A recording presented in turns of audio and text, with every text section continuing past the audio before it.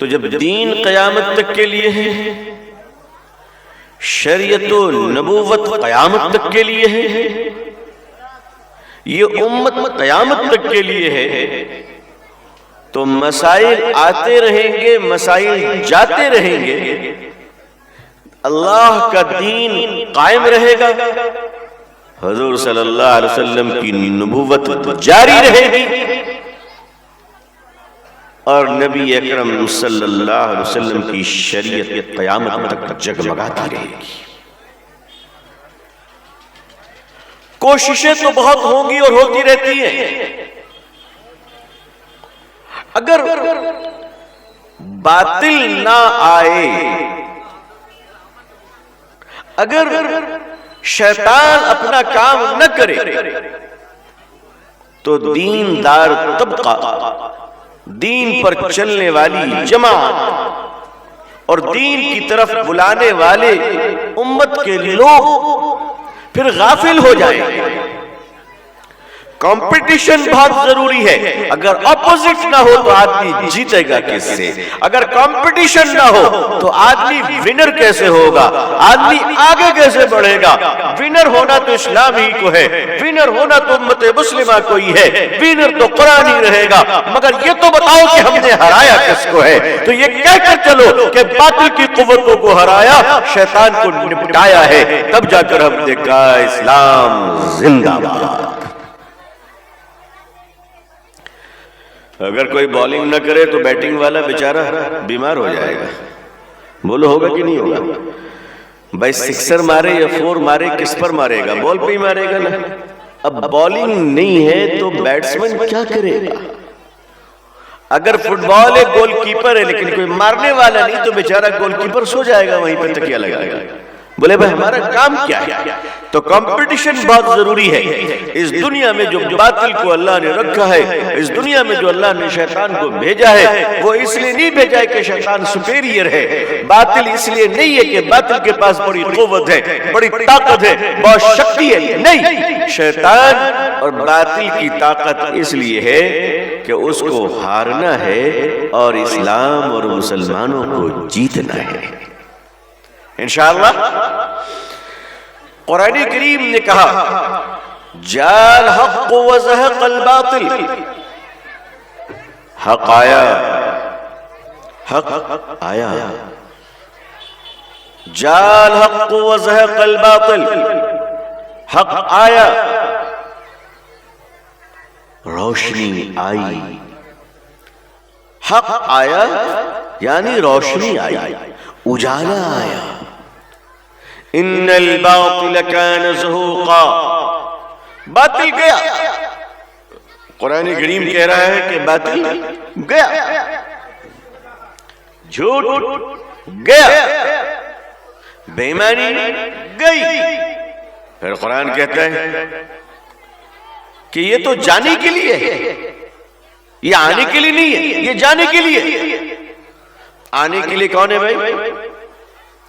آنے کے لیے حق، سچ، روشنی آنے کے لیے ہے، اور جانے کے لیے کون ہے؟ اندھیرا، ڈارکنیس، ڈارکنیس، تاریکی، اندھیرا، یہ جانے کے لیے ہے، اور روشنی آنے کے لیے ہے۔ وَقُلْ جَاءَ الْحَقُّ وَزَهَقَ الْبَاطِلُ إِنَّ الْبَاطِلَ كَانَ زَهُوقًا، حق آیا، باطل گیا۔ بے شک باطل تو ہوتا ہی ہے جانے کے لیے۔ اب ذرا آپ سمجھیں کہ باطل کے پاس زندگی نہیں ہے، متھر کاچھے جیون نہیں۔ زندگی کس کے پاس ہے؟ زندگی کس کے پاس ہے؟ سچائی کے پاس۔ জীবন রয়েছে সত্যর কাছে, মিথ্যের কাছে কোনো জীবন এবং শক্তি নেই। जिंदगियां अल्लाह ने हक को अता फरमाई है और हक रोशनी का नाम है। मुसलमानों सुनो ठीक से, और आज आपके जहन में ये बात बैठनी चाहिए कि हक किसको कहते हैं और बातिल किसको कहते हैं। अच्छा ये बताइए, हक आया और बातिल गया, बेशक बातिल तो होता ही है जाने के लिए। इसको आप इस लिहाज से समझें कि آپ نے کبھی یہ نہیں سنا ہوگا کہ اندھیرا آیا ہے.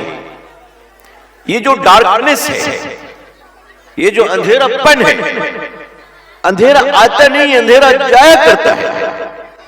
اندھیرا کس کو کہتے ہیں؟ یہ تاریکی کس کو کہتے ہیں؟ یہ ڈارکنس کس کو کہتے ہیں؟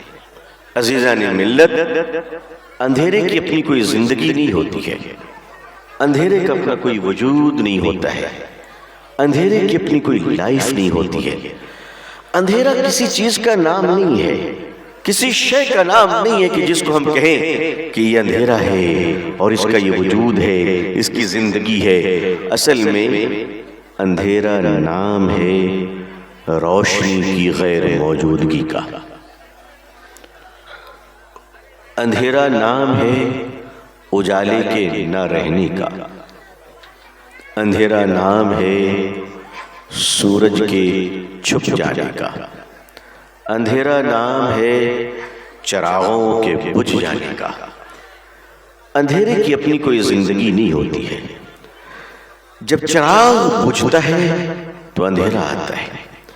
زندگی روشنی کی ہے، زندگی اندھیرے کا نہیں ہے. اسی لیے اندھیرا پیدا نہیں کیا جاتا ہے مگر روشنی جلائی جاتی ہے، روشنی سے روشنی بڑھائی جاتی ہے. اگر ایک چراغ آپ نے جلا دیا تو اس چراغ کی مدد سے آپ 100 چراغ روشن کر سکتے ہیں. لیکن آپ نے کبھی سنا کہ اندھیرا آ جاؤ؟ نہیں. لیکن آپ نے سنا ہوگا روشنی آ جاؤ. آپ نے سنا ہوگا کہ روشنی جلاؤ. آپ نے سنا ہوگا روشنی تیار کر دو. آپ نے سنا ہوگا سوئچ آن کرو روشنی آ جائے گی. لیکن کوئی ایسی سوئچ ہے کہ جس سے اندھیرا پیدا ہو جائے؟ روشنی کو ہٹا دیجیے، اندھیرا ہوگا. روشنی کو لے آئیے، اندھیرا بھاگ جائے گا. لیکن آپ اندھیرے کو بھگانے کے لیے روشنی کا استعمال کر سکتے ہیں، لیکن روشنی کو بھگانے کے لیے آپ اندھیرا کہیں سے نہیں لا سکتے. آپ کے پاس کوئی ایسی میکینزم نہیں ہے کہ آپ کہیں کہ ابھی اندھیرا آ جائے گا. آپ کے پاس کوئی ایسی سسٹم نہیں ہے کہ جس سے آپ کہیں کہ ہم سوئچ آن کریں گے تو اندھیرا آ جائے گا. لیکن آپ کے پاس ایسے سسٹم ہیں کہ آپ جلائیں تو روشنی ہوگی، آپ جلائیں تو ٹارچ جل جائے گی، آپ جلائیں تو دیا جل جائے گا، آپ جلائیں تو لائٹ آن ہو جائے گی.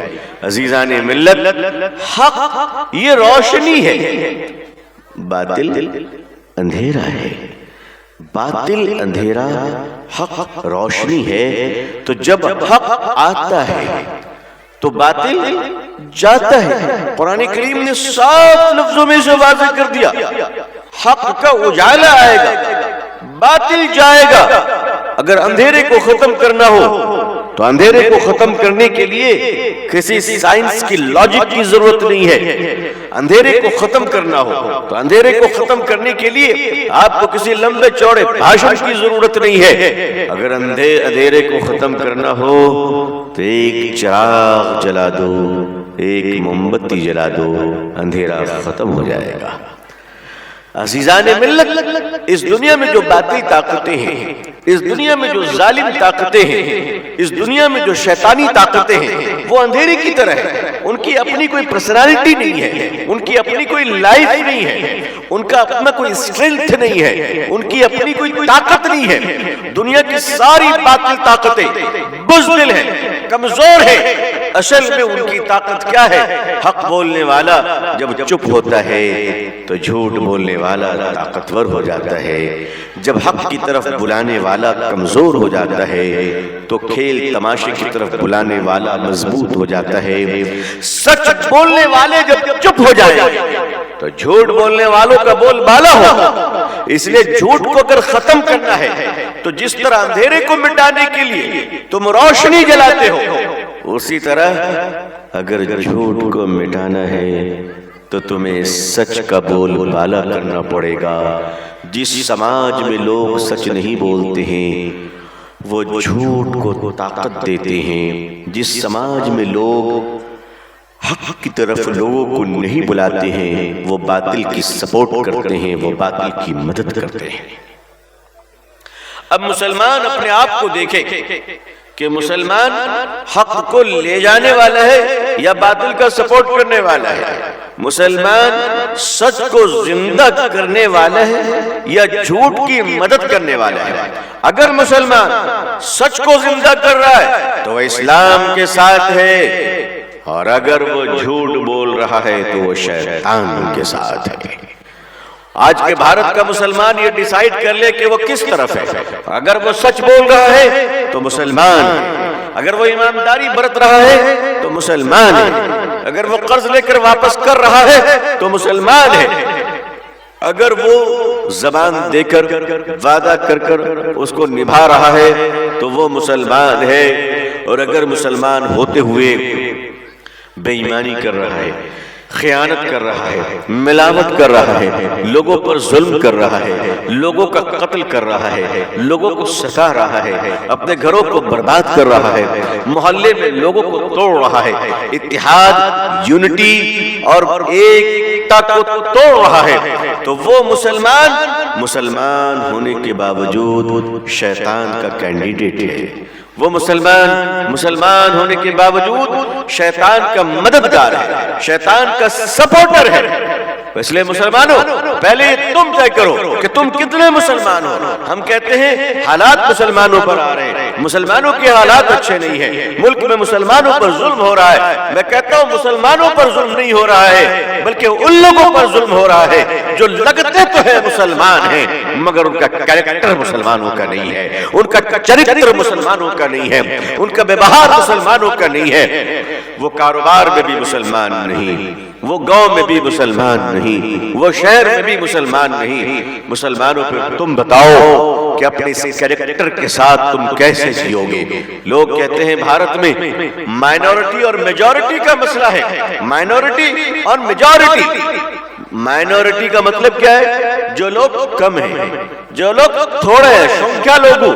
مائنورٹی یعنی جو کمزور ہیں، جو دربال ہیں، جو ویک ہے، اور میجورٹی یعنی جن کی میجورٹی جو بہت زیادہ ہیں، بڑی طاقت میں ہیں، ان کے ساتھ پاور ہے، ان کے ساتھ مسل پاور ہے، ان کے ساتھ ہر چیز کی قوت ہے، تو وہ میجورٹی ہو گئے۔ اور جن کے پاس نہیں ہے وہ مائنورٹی ہو گئے۔ تو مائنورٹی اور میجورٹی یہ آج ملک میں ایک بڑا مسئلہ چل رہا ہے، اور اس مسئلے کو لے کر مسلمان بہت خوف زدہ ہے کہ آخر ہم لوگ اس کو کس انداز کے ساتھ حل کریں۔ عزیزان ملت مسلمانوں، سوچو، آپ مائنورٹی میں رہو یا میجورٹی میں رہو، اس سے آپ پر کوئی فرق نہیں پڑتا۔ اللہ کی طرف سے مائنورٹی اور میجورٹی کا مسئلہ نہیں ہے، اللہ کی طرف سے ایمان کا مسئلہ ہے۔ پہلے ایک بات سمجھ لیجئے، قرآن کریم نے کہا وَأَنْتُمُ الْأَعْلَوْنَ إِن كُنتُم مُؤْمِنِينَ، تم ہی باعزت رہو گے بشرط کہ تم مومن ہو جاؤ، بشرط کہ تم مومن ہو جاؤ۔ مائنورٹی میجورٹی کیا ہے؟ آپ نے فرعون کا نام سنا ہے؟ آپ لوگوں نے فرعون کا نام سنا ہوگا، ایک بادشاہ گزرا ہے، وہ میجورٹی میں تھا نا؟ پاور کس کے پاس تھی؟ فرعون کے پاس۔ راجہ کون تھا؟ فرعون۔ مسل پاور کس کے پاس تھے؟ فرعون کے پاس۔ آرمی، فورس، فوج، پولیس، طاقت، پاور، ہتھیار، پیسے، بادشاہت کس کے پاس تھی بھائی؟ فرعون کے پاس۔ فرعون میجورٹی تھی، اور حضرت موسیٰ علیہ السلام مائنورٹی میں تھے۔ ان کے پاس پاور نہیں تھا، ان کے پاس مسل بھی نہیں تھے، ان کے پاس آرمی اور فوج بھی نہیں تھی۔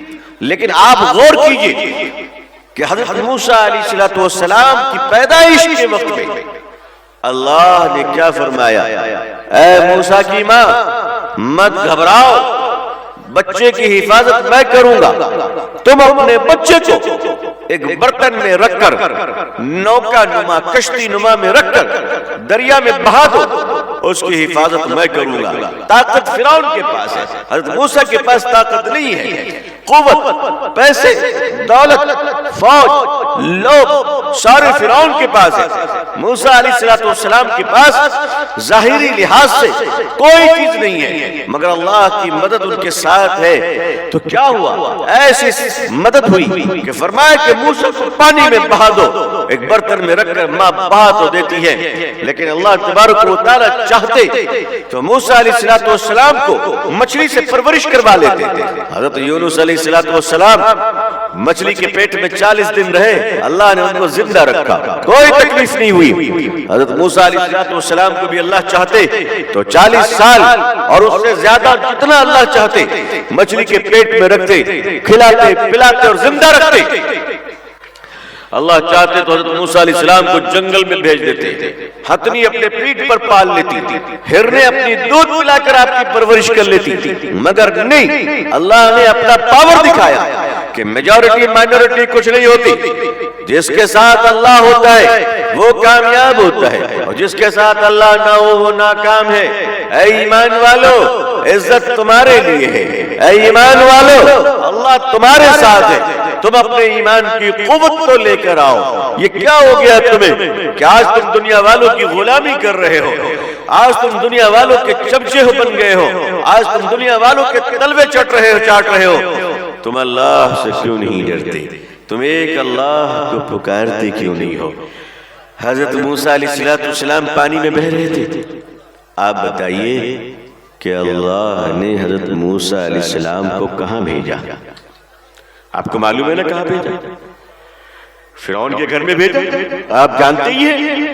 اللہ تبارک و تعالیٰ نے حضرت موسیٰ علیہ السلام کو اسی فرعون کے گھر میں بھیجا جو فرعون بچوں کا قتل کر رہا تھا، تاکہ وہ بچہ پیدا نہ ہو جو مجھے ٹکر دے سکے گا۔ وہ بچہ پیدا نہ ہو، اور وہ بچہ کون ہے؟ وہ بچہ آپ ہیں موسیٰ علیہ السلام، جو دریا میں بہہ کر فرعون کے دروازے پہ پہنچ رہے ہیں۔ فرعون جس کو ڈھونڈ رہا ہے وہ اب اس کے دروازے پہ کھڑے ہیں، اور فرعون سینکڑوں بچوں کا قتل کر رہا ہے تاکہ حضرت موسیٰ پیدا نہ ہو، اور اللہ نے حضرت موسیٰ علیہ السلام کو پیدا بھی فرمایا اور فرعون کے دروازے پہ پہنچایا۔ حضرت موسیٰ علیہ السلام فرعون کے دروازے پہ پہنچتے ہیں۔ قصہ بڑا طویل ہے، لیکن اللہ تبارک و تعالیٰ نے حضرت موسیٰ علیہ السلام کو ڈرنے نہیں دیا، اور ڈر کی وجہ سے آپ گھبرائے نہیں، بلکہ آپ گئے فرعون کے گھر میں۔ اللہ نے رکھا فرعون کی بیوی حضرت آسیہ رضی اللہ تعالی عنہا، جو با ایمان لائی بعد میں، انہوں نے حضرت موسیٰ علیہ السلام کی پرورش کی۔ حضرت موسیٰ علیہ السلام جوان ہوئے، اللہ نے آپ کو نبوت دی، اللہ نے آپ کو طاقت دی۔ فرعون پوری طاقت میں تھا، فرعون شباب میں تھا، فرعون دولت کے خزانے کا مالک تھا، فرعون ہاتھی اور گھوڑوں کا مالک تھا، فرعون فوج اور سپہ سالاروں کا مالک تھا، فرعون محل کا، حویلیوں کا، مکانوں کا مالک تھا۔ مصر کے اندر ساری طاقتیں فرعون کے پاس تھی، لیکن اللہ کی مدد حضرت موسیٰ علیہ السلام کے ساتھ تھی۔ تنہا حضرت موسیٰ علیہ السلام نے للکارا ہے، فرعون اقرار کر اللہ ایک ہے، تکبر کو چھوڑ دے، گھمنڈ کو چھوڑ دے، اہنکار کو چھوڑ دے۔ اے فرعون ایک اللہ کو مان لے، اللہ تجھے سلامتی دے گا، اللہ تجھے عافیت دے گا، اللہ تیری سلام خزانے کو، تیری سلطنت کو سلامت رکھے گا، اللہ تجھے دنیا میں بھی نوازے گا اور آخرت میں بھی نوازے گا۔ فرعون نے نہیں مانا، فرعون نے ٹکر دیا، کیونکہ فرعون کے پاس طاقت تھی۔ فرعون کہہ رہا تھا میری طاقت کے سامنے یہ موسیٰ کیا ٹک پائے گا، مزدوروں کو لے کر، میری طاقت کے سامنے موسیٰ کیا ٹک پائے گا، یہ چند اسرائیلی فوجوں کو لے کر، یہ لوگوں کو لے کر۔ اس نے للکارا، حضرت موسیٰ علیہ السلام نے جواب دیا۔ طاقت فرعون کے پاس تھی، مدد اللہ کی حضرت موسیٰ کے پاس تھی۔ اے لوگوں تم بتاؤ، حضرت موسیٰ علیہ السلام کی جیت ہوئی اور فرعون کی ہار ہوئی کہ نہیں ہوئی؟ بولو ہوئی؟ طاقت کس کے پاس تھی؟ طاقت کس کے پاس تھی؟ فرعون کے پاس۔ ہارا کون؟ فرعون۔ ظاہری اعتبار سے طاقت اس کے برابر نہیں تھی حضرت موسیٰ علیہ السلام کے پاس، مگر جیت کن کی ہوئی؟ حضرت موسیٰ علیہ السلام کی۔ مائنورٹی میجورٹی یہ کوئی فیکٹر نہیں اللہ کے سامنے، یہ تمہارے ہمارے کے سامنے فیکٹر ہو سکتی ہے۔ اگر 4 لوگ بھی اچھے بن جائے چراغ جلانے والے، تو ان 4 کی وجہ سے چراغوں کی روشنی میں اندھیرا ختم ہو جائے گا انشاءاللہ۔ پوری دنیا جب اندھیرے میں ڈوب جاتی ہے تو ایک اکیلا سورج نکلتا ہے اور دنیا روشن ہو جاتی ہے۔ عزیزان ملت، آپ نے نمرود بادشاہ کا نام سنا ہے کہ نہیں؟ نمرود کا نام، نمرود بادشاہ تھا۔ حضرت مولانا، خواتین اور مردوں کے درمیان اتنا پتلا پردہ کہ شرعی حدود بھی باقی نہ رہے۔ ان کے پنڈال ذرا فاصلے پہ ہونے چاہیے، ان کو بات بھی کرنی ہوتی ہے، چرچا بھی کرنا ہوتا ہے، آپس کے مسائل بھی ہیں ان کو۔ ماں و بہنوں سے گزارش ہے کہ آپ لوگ خاموش بیٹھے رہیں، اور آپ لوگ خاموش بیٹھیں، کیونکہ مجھے لگتا ہے کہ شاید ان کو اردو زبان سمجھنے میں دقت ہو رہی ہے، یہ بھی ممکن ہے۔ فطرت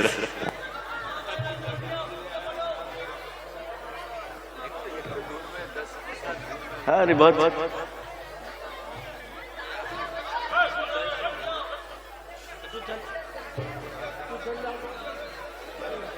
لیکن وہ شور کیوں کر رہے ہیں؟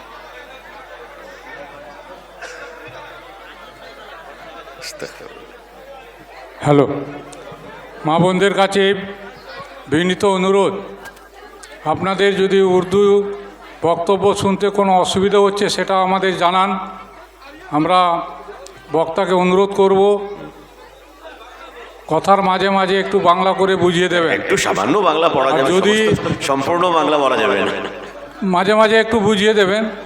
আর যদি আপনাদের স্বভাব এটাই হয়ে থাকে যে কোথাও বসবে না, নিজেরা গজলা করবেন, গোলমাল করবেন, তাহলে আপনি দয়া করে বেরিয়ে যেতে পারেন। আমাদের অনুষ্ঠানকে শান্তিপূর্ণভাবে চালাতে আপনারা সাহায্য করুন। নিজেরা একটু বোকা হয়ে যান, সব কথার উত্তর দেবেন না, সব কথার উত্তর দেবেন না, একটু বোকা হয়ে বসার চেষ্টা করুন। یہ بڑی معقول ہدایت ہے، جزاک اللہ، بہت اچھی بات کی آپ نے ماشاءاللہ۔ ایسی جزاک اللہ، درود شریف پڑھیں۔ بسم اللہ الرحمن الرحیم، اللهم صل على سيدنا محمد افضل صلواتك عدد معلوماتك وعلى آله واصحابه وازواجه واولاده واحفاده اجمعین۔ یہ بھی ایک لطف ہے کہ جہاں ہمارے دیہات کے بہت سیدھی سادی بہنیں بیچاری جلسے میں آ کے 2 کام کر لیتی ہیں، ایک جلسہ بھی ہو جاتا ہے اور ان کا اپنا کام بھی ہو جاتا ہے۔ تو یہ آپ لوگ اس کو انٹرٹین کیجئے، غصہ مت کیجئے۔ حضرت جگہ کی بھی قلت ہے، اسی وجہ سے بھی تھوڑی پریشانی ہو رہی ہے، اوہو، تو تالاب کے تعداد بہت زیادہ ہے، تالاب کے موڑے پہ آپ بہنوں کو بٹھا دیں گے تو مچھلیاں تو پکڑی جائیں گی۔ جگہ کی بہت قلت ہو گئی جگہ۔ اللہ اکبر۔ ہاں، اصل میں توقع سے زیادہ جب لوگ بڑھ جاتے ہیں تو بہرحال تو ہماری بہنوں پہ غصہ نہ ہو، اصل میں تربیت کی ضرورت ہوتی ہے۔ اور آپ کے علاقے میں بڑے علماء ہیں ماشاءاللہ، حضرت مولانا مفتی یحییٰ خان صاحب دامت برکاتہم جیسے جلیل القدر فقیہ اور مفتی تشریف فرما ہے، میں امید کرتا ہوں کہ حضرت توجہ فرمائیں گے، لیکن غصے سے کام نہیں، محبت سے کام لیجئے، وہ ہماری بہنیں ہیں جس طرح آپ ہمارے بھائی ہیں۔ عزیزان ملت، تو اب آپ بتائیے کہ میں نے کہاں پر بات روک دی تھی؟ ذرا آپ کی بھی زندہ جاویدی اور بیدار مغز کا تھوڑا امتحان ہو جائے۔ ماشاءاللہ۔ تو نمرود بادشاہ، تو میں عرض کر رہا تھا کہ مائنورٹی میجورٹی اصل میں کوئی فیکٹر نہیں ہے، اللہ کی طاقت اصل ہے، اللہ کی مدد اصل ہے۔ اللہ جس کے ساتھ ہوتے ہیں وہ کامیاب ہوتا ہے، اور اللہ کی مدد جس کے ساتھ نہ ہو وہ ہلاک ہو جاتا ہے۔ فرعون کے ساتھ اللہ تبارک و تعالیٰ کی مدد نہیں تھی، فرعون کے ساتھ اللہ تبارک و تعالیٰ کی نصرت نہیں تھی، تو وہ ہلاک ہو گیا بحر قلزم میں. لیکن حضرت موسیٰ علیہ السلام کے ساتھ اللہ کی مدد تھی، اللہ کی طاقت تھی. حضرت موسیٰ علیہ السلام اللہ کے پیغمبر، جلیل القدر پیغمبر، اول العزم والے نبی، طاقتور اور بہادر، لیکن اللہ تعالیٰ نے آپ کو نرمیت کے ساتھ رکھا اور فرمایا کہ آپ اللہ کا دین نرمیت کے ساتھ پیش کریں، غصے سے پیش نہ کریں. یہی مزاج داعیانہ ہمارا جلسوں میں بھی ہونا چاہیے کہ اگر کسی سے کوئی غلطی ہو جا رہی ہے تو ہم ڈانٹے نہیں، ہم محبت سے اپنے بھائی بہنوں کو سمجھائیں، کیونکہ غلطی ہماری ہے کہ ہم اپنے لوگوں کی، اپنی قوم کی تربیت نہیں کر سکے، ان کی مینٹل ایکسرسائز نہیں کروا سکے، ان کی ذہنی تربیت نہ کر سکے.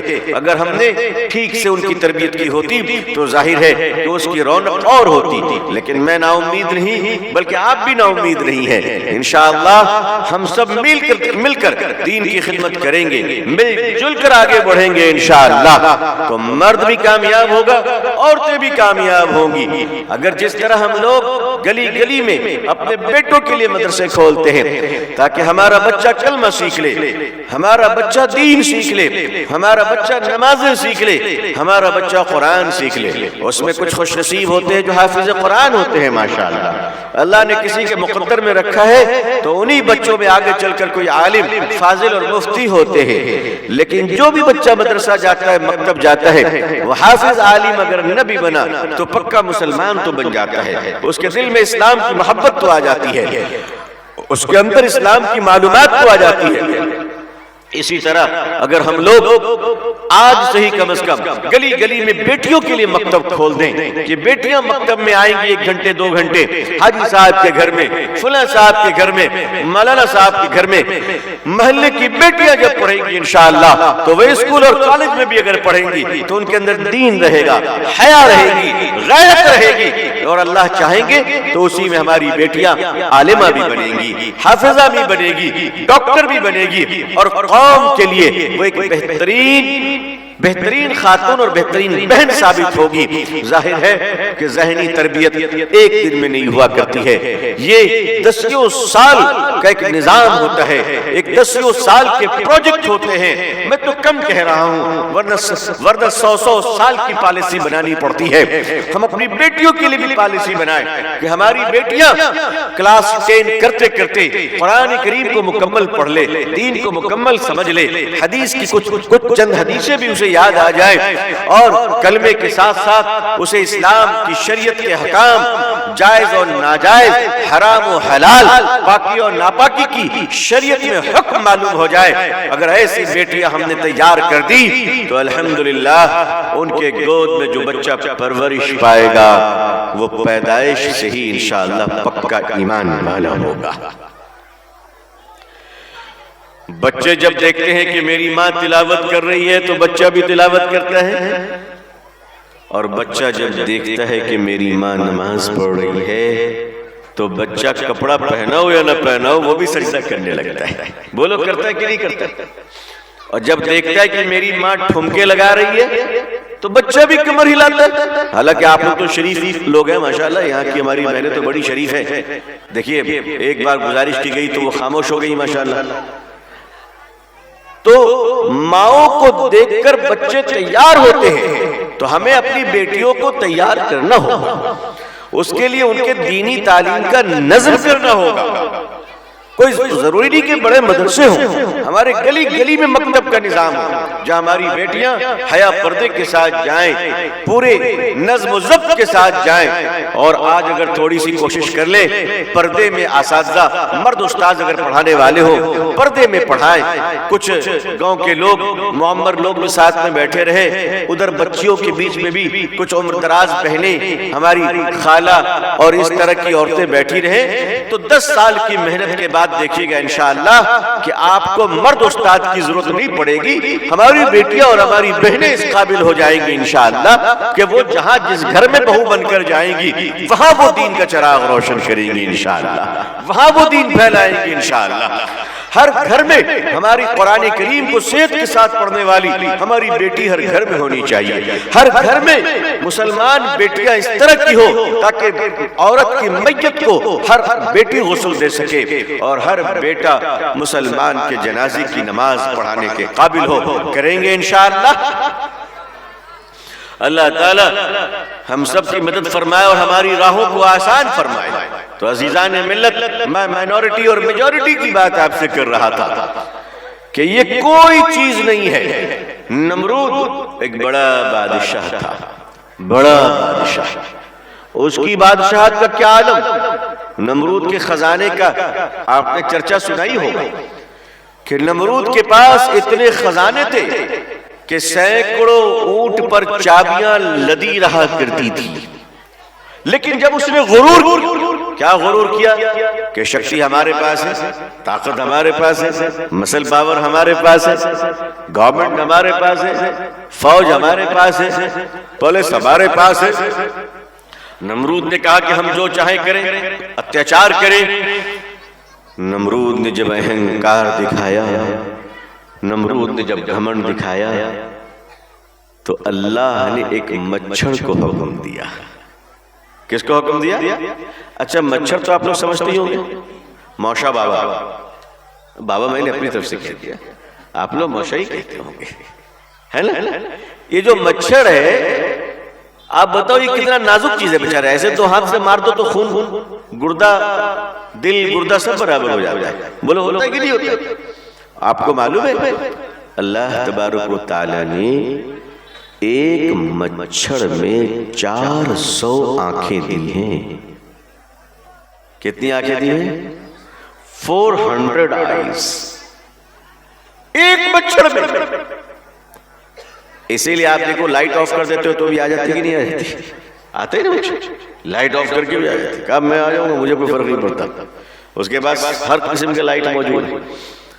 ایک مچھر اور ایک گورنمنٹ کوئی کچھ تلنا اچھا کوئی برابری ہے؟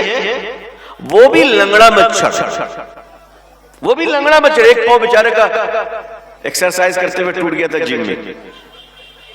جم میں پہلوانی کر رہا تھا، ایک پاؤں ٹوٹ گیا اس کا. ادھر نمرود بادشاہ، کون ہے؟ بادشاہ. اور ادھر کون ہے؟ لنگڑا بیچارہ. لنگڑا وہ بھی دیکھو کیا ہے، وہ بھی لنگڑا، ایک پاؤں کا گیا ہوا. اللہ نے اسے حکم دیا چلو کہا سیدھا نمرود کے ناک میں حکم ہوا. مچھر نے کہا کوئی بات نہیں اللہ آپ جدھر بولیے گا رہنے ادھر رہوں گا. بھائی مچھردانی میں رہتا تھا، آپ بولے نمرود کے ناک کے اندر ہو وہیں رہیں گے. مچھر نے اسٹارٹ کیا پک اپ فلائٹ کی طرف. F-16 جو امریکہ کا لڑاکو بمبار طیارہ ہوتا ہے نا، ایئر کرافٹ، وہ ایئر کرافٹ کی طرف بھرمنا تو مچھر کی آواز آتی ہے نا بھن کر کے کان کے پاس آ کے پہلے انفارم کرتا ہے میں آ گیا ہوں، تجھے کچھ کرنا ہے تو کر لے، ریڈی ہونا ہے تو ہو جا، میں آ گیا ہوں. مچھر نے اسپیڈ لیا. لنگڑا تھا نمرود، شاہی مسند میں بیٹھا تھا، شاہی لباس میں بیٹھا تھا، بڑے بڑے سیکورٹی والے تلوار لیے کھڑے تھے. مگر تلوار لیے کھڑے ہیں تو مچھر کا کیا بگاڑ سکیں گے؟ مچھر کے کہاں پہ تلوار چلائیں گے بولو؟ ارے وہ مچھر مارنے کے چکر میں تو آدمی کا ہاتھ کٹ جائے گا. اب نمرود کے ناک کے پاس وہ مچھر گھوما تو وہ تلوار چلائے تو بادشاہ کا ناک کٹ جائے گا. بادشاہ کا ناک کٹا تو اس کی گردن کٹ جائے گی. اس نے کہا بھیا مچھر کچھ نہیں بول سکتے. وہ مچھر سیدھا ناک کے اندر گھسا اور اس نے کیا کیا پتہ ہے؟ نمرود کے دماغ کے ایئرپورٹ پہ جا کے اس نے لینڈنگ کر دی. نمرود طاقتور تھا یا مچھر طاقتور؟ نمرود. پیسے کس کے پاس تھے؟ نمرود کے پاس. مچھر کے پاس تو نہیں تھی. ہتھیار آرمی فوج کس کے پاس تھے؟ نمرود کے پاس. مچھر کے پاس تو نہیں تھے. مگر اندر جانے میں کامیاب کون ہوا؟ روک سکا اس کو؟ اس کی فوج روک سکی؟ اس کی پولیس مچھر کو روک سکی؟ ویسے مچھر کو کون روک پاتا ہے؟ سیدھا مچھر اندر گیا اور اللہ نے کہا نو مائنورٹی نو میجورٹی. جس کے ساتھ میری مدد ہو وہ کامیاب، اور میری مدد جس کے ساتھ نہ ہو وہ ناکام۔ آپ بتائیے کہ اللہ نے نمرود کو مچھر سے برباد کر دیا، تباہ کر دیا، کیا نہیں کیا؟ تو اللہ نے نمرود کو مچھر سے مروایا، کیوں؟ مچھر کے ساتھ کس کی مدد تھی؟ اللہ کی مدد تھی۔ مچھر نے اللہ کا حکم مانا، سمجھیے اس بات کو، مچھر نے اللہ کا حکم مانا تو مچھر کامیاب ہوا، نمرود نے اللہ کی نافرمانی کی تو ہلاک ہو گیا۔ فرعون، حضرت موسیٰ علیہ السلام نے اللہ کے حکم کو مانا تو حضرت موسیٰ کامیاب ہوئے، فرعون نے اللہ کی نافرمانی کی تو فرعون ناکام ہو گیا۔ تو یہ بتاؤ کہ جو اللہ کی مانتا ہے وہ کامیاب ہوتا ہے کہ نہیں ہوتا ہے؟ چاہے وہ کچھ بھی ہو۔ اسلام کی پہلی جنگ، اسلامر پرتھم جدھ، جنگ بدر، نام سنا ہے کہ نہیں آپ نے؟ پرتھم جدھ اور نام کی چلو بدر۔ بدر کا میدان مکے اور مدینے کے درمیان ایک جگہ ہے، وہاں بدر کا میدان ہے، رمضان کا مہینہ، چل چلاتی ہوئی گرمی، تپتی ہوئی ریت، اسلام کی پہلی جنگ ہوتی ہے۔ مکے کے کفار و مشرکین، اسلام کے دشمن، طاقت کے ساتھ، فوج کے ساتھ، گھوڑے اور اونٹ کے ساتھ وہ بدر میں آتے ہیں، اور اس طرف اللہ کے آخری رسول حضرت محمد رسول اللہ صلی اللہ علیہ وسلم غریب مسلمان صحابہ کے ساتھ، جن کے پاس ہتھیار بھی نہیں ہیں، گھوڑے اور اونٹ بھی برابر کے نہیں ہیں، مگر تھوڑے بہت ہتھیار اور بے سر و سامانی کے عالم میں وہ لوگ ہزار تھے تو مسلمان صرف 313 تھے۔ 313 صحابہ کرام کو لے کر نبی کریم صلی اللہ علیہ وسلم بدر میں پہنچے۔ مسلمانوں بتاؤ، تم نے اسلامی اتہاس پڑھی ہے، تم نے اسلامی تاریخ پڑھی ہے، ذرا بتاؤ کہ اس رمضان المبارک کے مہینے میں، اسلام کی پہلی جنگ میں کمزور مسلمانوں کو اللہ نے جیت دی یا نہیں دی؟ اللہ نے دیا کہ نہیں دیا؟ مسلمانوں آج بھی تم کمزور نہیں ہو، لیکن تمہارا کام لوگوں پر اتیاچار کرنا نہیں ہے، تمہارا کام لوگوں کو ستانا نہیں ہے، تمہارا کام دوسرے دھرم کے ماننے والے اور دوسرے ذات کے ماننے والوں کو برا بھلا کہنا نہیں ہے۔ ہم گالی دینے والے لوگ نہیں ہیں، ہم تو دعائیں دینے والے لوگ ہیں، ہم کسی کو مارنے والے نہیں ہیں، ہم تو دل سے لگانے والے لوگ ہیں۔ مسلمانوں، اگر تمہیں طاقت اللہ نے دی ہے تو تم ظلم کا بدلہ لے سکتے ہو، تم اتیاچار کا بدلہ لے سکتے ہو، لیکن سنو، بدلہ لینا بہادروں کا کام ہے، لیکن معاف کر دینا، چھما کر دینا، یہ اللہ کے نیک بندوں کا کام ہے۔ اللہ تعالیٰ فرماتے کہ میں معاف کرتا ہوں اور معاف کرنے والوں کو پسند کرتا ہوں۔ آج ہمارے گاؤں میں کیا حال ہے؟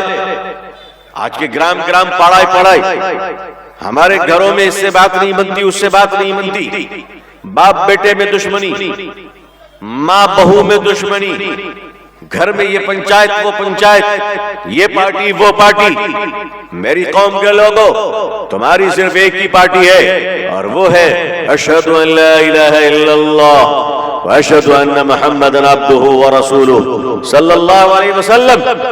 اے مسلمانوں، تم اپنے گاؤں میں سے فرقہ بندی اور تفرقہ کو نکالو، دو ٹوٹے ہوئے دلوں کو آپس میں ملا دو۔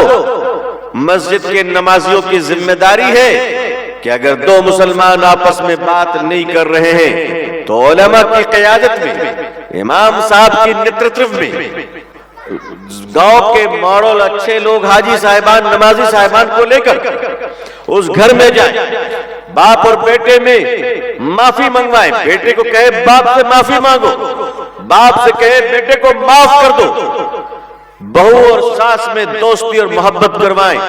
یہ مسلمانوں کی ذمہ داری ہے۔ مسلمانوں، کیا کھا رہے ہو, روزی کون سی ہے تمہاری. اگر روزی حلال ہے تو تم اللہ کے نزدیک مقبول ہو جاؤ گے, اور اگر تمہاری کمائی حرام ہے تو تم مکے میں بھی جا کر مردود رہو گے. حرام کمائی کمانے والا چاہے جتنا بھی دین کا کام کر لے, اس کا دین کا کام قبول نہیں, اس کی نماز قبول نہیں, اس کے حج قبول نہیں, اس کا عمرہ قبول نہیں. حرام کمائی سے اللہ کے راستے میں خرچ کرنے والوں, یہ تو ایسا ہی ہے جیسے نالی کے گندے پانی سے کوئی نہا کر نماز پڑھنے چلا جائے. نماز ہوگی اس کی بھائی, ہوگی؟ اگر گندے پانی میں کوئی ڈبکی لگا دے تو اس کو آپ مسجد میں آنے دیں گے کہ اے نمرہ مانوش, آگے پرشکار ہو جاؤ, پوتر ہو جاؤ. آپ کیا کہیں گے؟ گندے نالی میں, پیشاب کی نالی میں ڈبکی لگا کر آنے والا پاک نہیں ہوتا. اسی طرح حرام مال کمانے والا دین کے کاموں میں اگر صدقہ بھی کرے گا تو اللہ اسے معاف کر دے, اور دعا کیجئے کہ اللہ تعالیٰ مسلمانوں کو حلال کمانے کی توفیق عطا فرمائے. اللہ تعالیٰ مسلمانوں کو حلال روزی نصیب فرمائے. اگر بھارت میں آپ چاہتے ہیں, ہندوستان میں آپ چاہتے ہیں عزت پانا, ہندوستان میں چاہتے ہیں آپ محفوظ رہنا, تو ہندوستانی مسلمانوں, میں آپ سے صاف صاف کہتا ہوں کہ طاقت کے زور پر آپ کچھ نہیں کر سکتے. آپ کو سب سے پہلے اپنا بیہیویئر, کیریکٹر, چرتر یہ ٹھیک کرنا ہی پڑے گا. اس لیے کہ جب تک اپنے اخلاق کو, چرتر کو آپ ٹھیک نہیں کریں گے, اللہ کی مدد آپ پر نہیں اترے گی. آپ کو یہ ٹھیک کرنا ہے.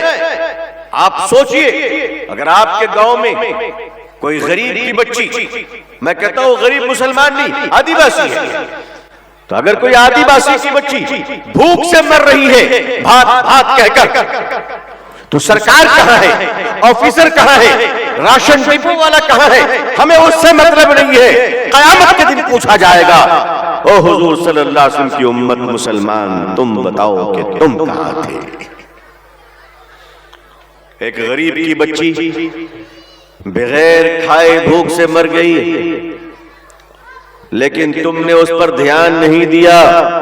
مسلمانوں, قیامت کے دن تمہاری پکڑ ہوگی.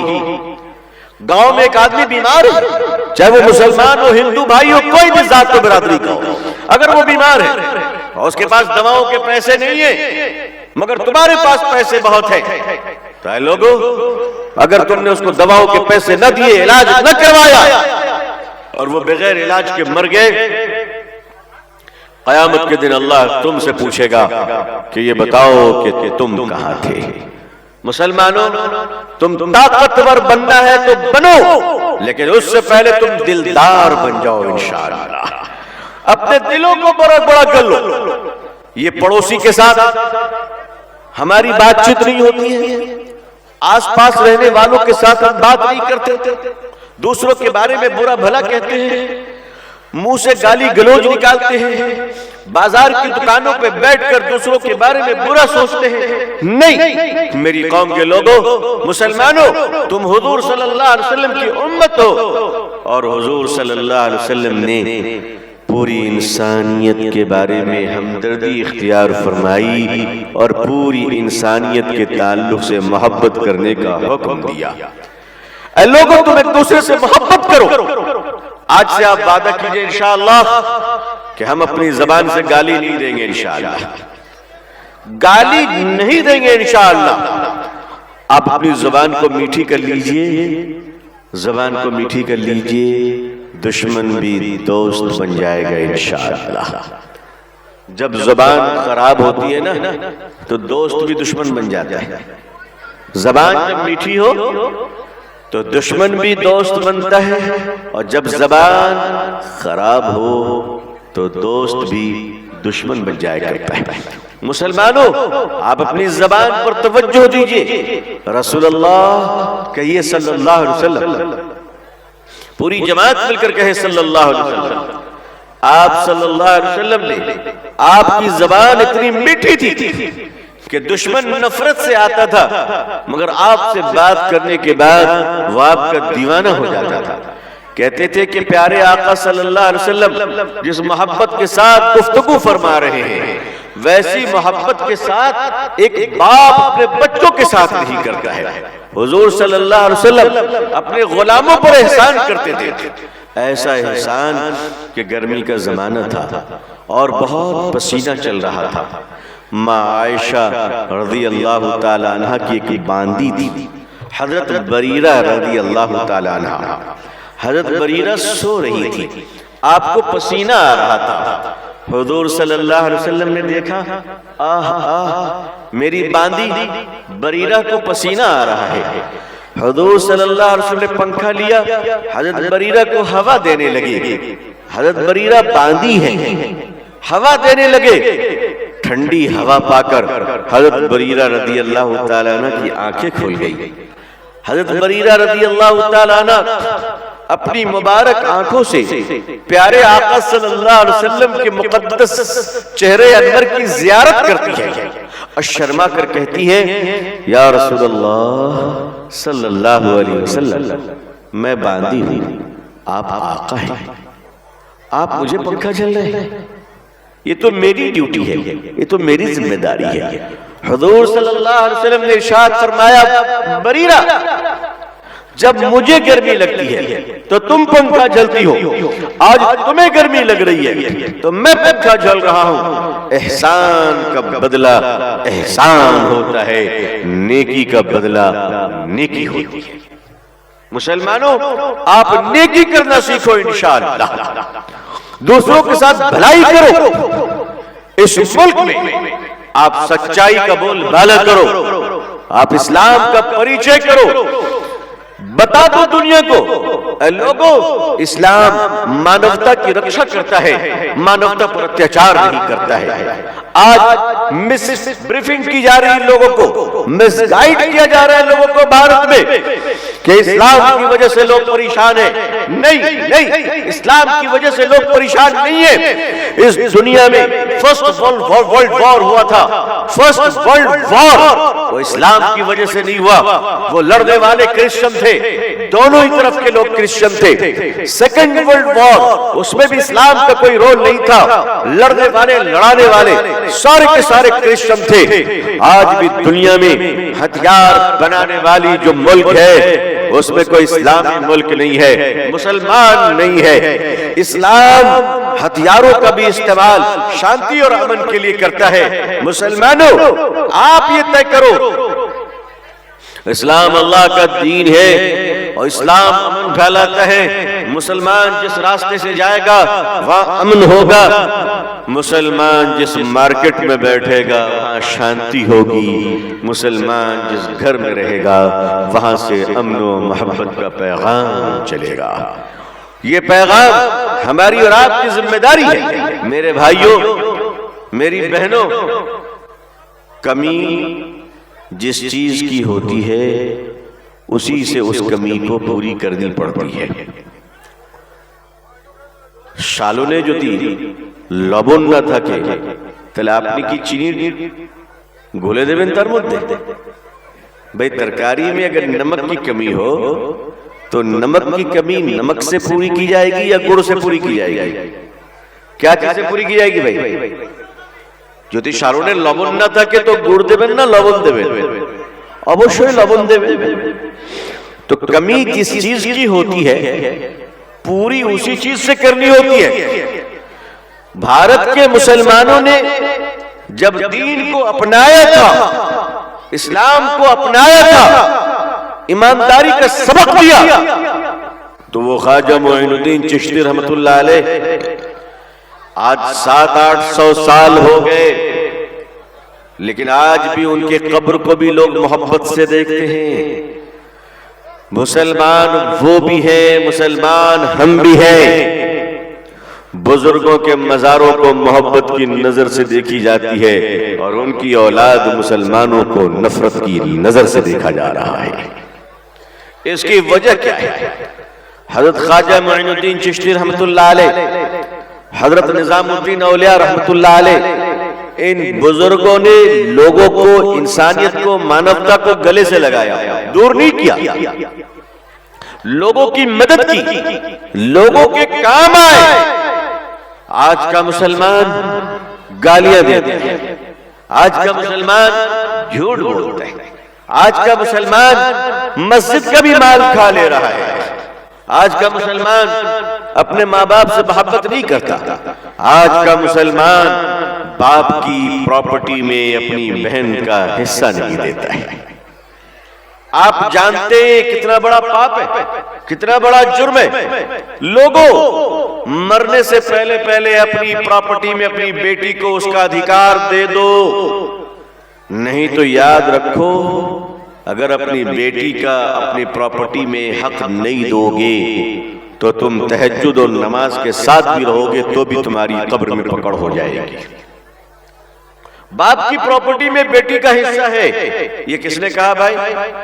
یہ مولانا نے نہیں کہا ہے، یہ مفتی صاحبان نے نہیں کہا ہے۔ باپ کی جائیداد میں وراثت میں بیٹی کا حصہ ہے، یہ آدیش، یہ حکم اللہ اور اللہ کے رسول کا ہے صلی اللہ علیہ وسلم۔ لوگ حج کر رہے ہیں، نماز پڑھ رہے، مسجدیں بنوا رہے، مدرسے چلا رہے، مگر بیٹی کو حق نہیں دیتے، بیٹا کو دیتے، بیٹی کو نہیں دیتے، حرام ہے۔ اگر ایسے میں مر گئے تو اللہ کیا پکڑ ہو جائے گی۔ اور جو بھائی اپنے بہن کو حصہ نہیں دے گا، اس کی اولاد، اس کے گھر میں پریوار کبھی سکون سے نہیں رہیں گے، کبھی سکون سے نہیں رہیں گے۔ پہلے اپنی بہن کا حصہ دو، چاہے ایک چارانہ حصہ نکلتا ہو، ایک پیسہ حصہ نکلتا ہو باپ کی جائیداد میں، اپنی بہن کا حصہ نکالو۔ مسلمانوں، آج مسلمان بیٹیاں ادھر ادھر چلی جا رہی ہیں، اللہ تعالی ہم سب کے ایمان کی حفاظت فرمائے، آمین۔ آپ اپنی بیٹیوں کو حصہ دینا شروع کرو، انشاءاللہ وہ بیٹیاں بھی اسلام کے اندر رہ کر اسلام کی تبلیغ کرنے والیاں بن جائے گی انشاءاللہ، انشاءاللہ۔ تو میں نے آپ سے 2-3 گزارش کی ہے، ابھی کوئی انورود اب تک شمپو کے رکھے چیز آپ سمجھ گئے اس انورود کو۔ ایک یہ کہ سچ بولنا ہے انشاءاللہ، بولیں گے انشاءاللہ۔ سچ بولنے کی عادت ڈال لیجیے۔ دوسرا یہ کہ ہمارا بیہیویئر، ہمارا چرتر، ہمارا کریکٹر ایک ایسا بنے کہ دوسرا آدمی ہمیں گالی نہ دے بلکہ محبت سے سلام کرے انشاءاللہ۔ اور تیسرا کام یہ ہے کہ جو بھی جائیداد ہے، جو بھی پراپرٹی ہے، اس میں ہم اپنی بہن کا، بیٹی کا ضرور حصہ دیں گے انشاءاللہ، دیں گے انشاءاللہ۔ دیکھو نہیں دو گے تو قبر میں پکڑ ہو جائے گی۔ علماء کرام کی ذمہ داری ہے کہ وہ وراثت پر گفتگو کرے، اور جس باپ کی جائیداد میں بیٹی کو حصہ نہیں دیا گیا اس کے گھر کا چندہ نہ لے، اس لیے کہ وراثت تقسیم نہیں ہوئی ہے، اس کے گھر کا پانی نہ پیے اس لیے کہ وراثت تقسیم نہیں ہوئی ہے، پتہ نہیں کس کا مال کھلا رہا، اللہ بہتر جانے۔ اس لیے اپنے آپ کو بچے اور دعا کرے کہ اللہ تعالیٰ پوری دنیا میں ہم سب کو اسلام کی عزت دیکھنا نصیب فرمائے۔ اللہ اقوام عالم اور اہل ہندوستان کے دلوں میں اسلام کے لیے، مسلمانوں کے لیے، ہمارے اور آپ سب کے لیے جذبہ محبت، احترام و اکرام پیدا فرمائے۔ اللہ تعالی ہمارے دیش بھارت میں امن و شانتی عطا فرمائے۔ یہاں رہنے والے مسلمان بھائی، ہندو بھائی، سارے ذات برادری لوگوں میں محبت اور پیار عطا فرمائے۔ اللہ تعالی ہمیں اور آپ کو اور ہم سب کے اہل و عیال کو، آل و اولاد کو عزت، عافیت، سلامتی، خیر، خوشحالی، صحت و تندرستی کے ساتھ اسلام پہ زندگی، ایمان پر خاتمہ نصیب فرمائے۔ میں بے حد شکر گزار ہوں اپنے مشفق حضرت مفتی یحییٰ خان صاحب دامت برکاتہم اور یہاں کی جماعت کا، یہاں کی کمیٹی کا اور یہاں کے بھائیوں کا اور بہنوں کا بھی ضروری شکریہ ادا کرنا، ورنہ پھر اگلے جلسے میں ہنگامہ شروع ہو جائے گا۔ تو اپنی بہنوں کا بھی شکریہ ادا کرتے ہیں۔ اللہ سب کو خوش رکھے، اپنی دعاؤں میں ہمیں یاد رکھیے گا۔ آخر دعوان الحمدللہ رب العالمین، والسلام علیکم ورحمۃ اللہ وبرکاتہ۔